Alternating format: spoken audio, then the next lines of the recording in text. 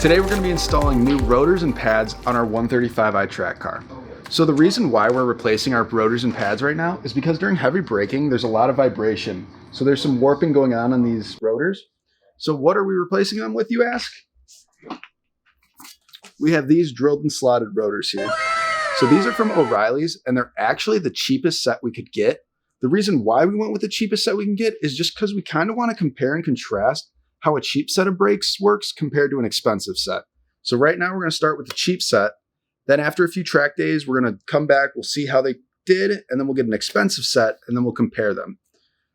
So let's get started on this install. Before we start this install, the required tools are a 6mm hex key, a 10mm hex key, a T40 bit, brake clean, anti-seize, a pick, and a breaker bar or impact, depending on what you want to use to remove the long bolts on the calipers. So now that you have your required tools, the first step is going to be removing the 4 bolts that hold in the brake pads. So those are going to be taken out by your T40 Torx bit.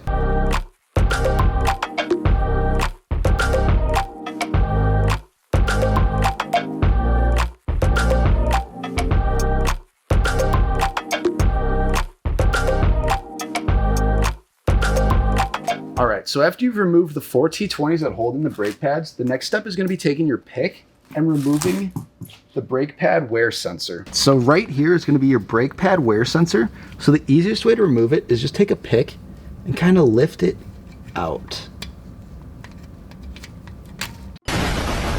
Like that. And then you're going to want to take your brake wear sensor and unclip it from this plastic clip on the brake line.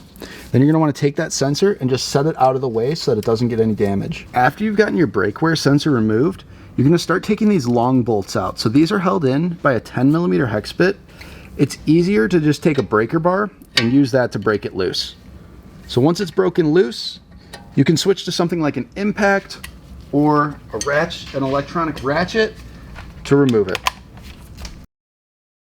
So then you're going to repeat the process on the bottom long bolt as well.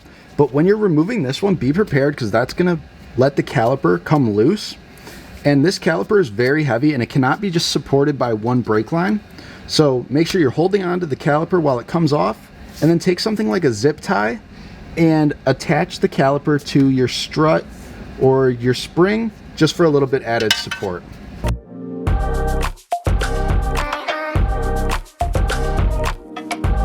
All right, now as you can see here, we have our caliper now supported by this zip tie on our spring. So then we're going to take our 6mm hex and use that to remove this bolt. So this is the only bolt that holds your rotor in.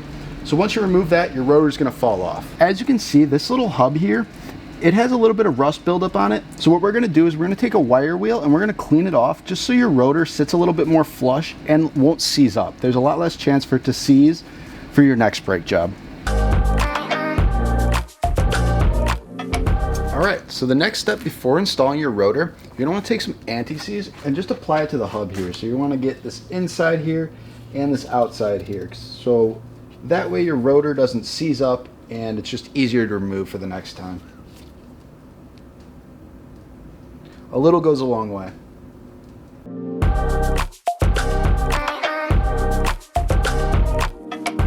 Alright, so now we're going to be installing our drilled and slotted rotors.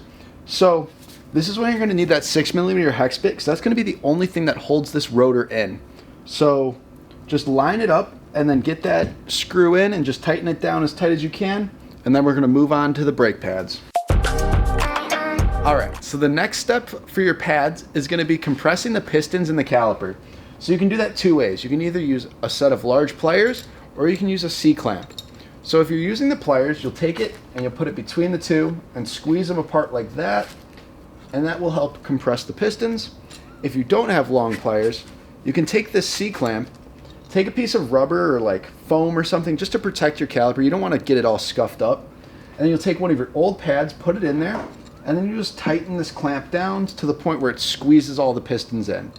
So typically you really only need to do it on one side and you should have them fit pretty well. But if you need to, you can do both sides, but you really should probably only have to do one. Alright, so now that your pistons are compressed, you can take these old brake pads and remove them.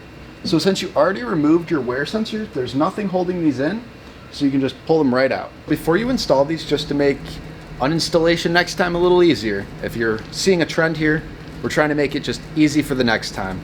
So you're gonna wanna take some anti-seize and apply it right on this side, and on the back of your pad, just to make removal easier. So once the anti-seize is applied, your pad is gonna go in like this, and then you're gonna take these bolts that you had removed before, and they're gonna screw in, and they're gonna go in these little holes on your brake pad like that. So this is what's gonna actually hold your brake pad into the caliper. So we're gonna apply some anti-seize and then get these bolts back in. And now that we have our pads all lubricated, we're gonna take them and just set them in there.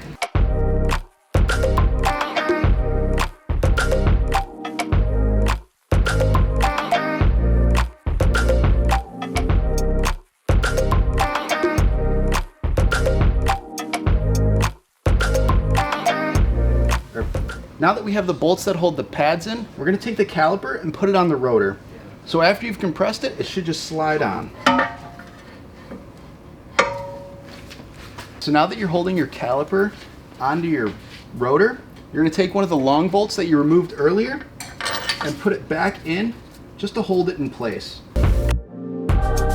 All right, so once you have that held in place, you're gonna take your 10mm hex key again, and you're gonna torque these guys down. So after you have those long bolts in and torqued down, you're gonna take your T40 and just finish torquing down these 4 bolts that hold the pads in.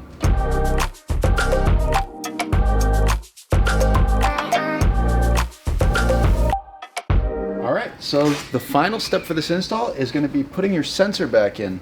So it's gonna go in the exact same spot you took it out of on your new pads. So just take it, pop it in there, and then make sure you clip this back in the plastic clip that you originally popped it out of. And now you have finished installing brakes on your 135i. Thank you guys so much for watching.